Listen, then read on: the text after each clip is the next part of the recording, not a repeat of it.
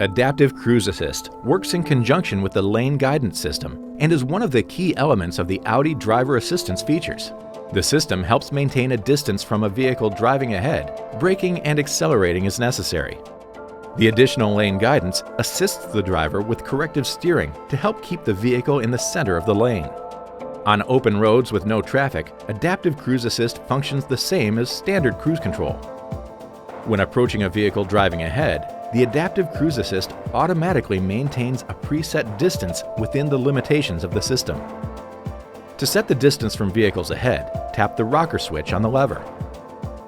The currently selected distance appears in the instrument cluster while in the driver assistance display, or below the speedometer when not in the driver assistance display.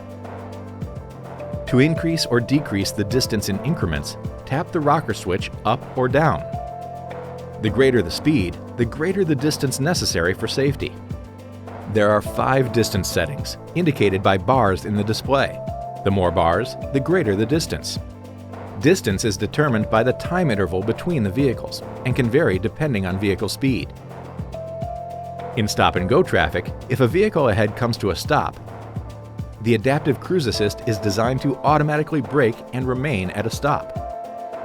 The Ready to Drive message must be active for Adaptive Cruise Assist to detect movement of the vehicle ahead.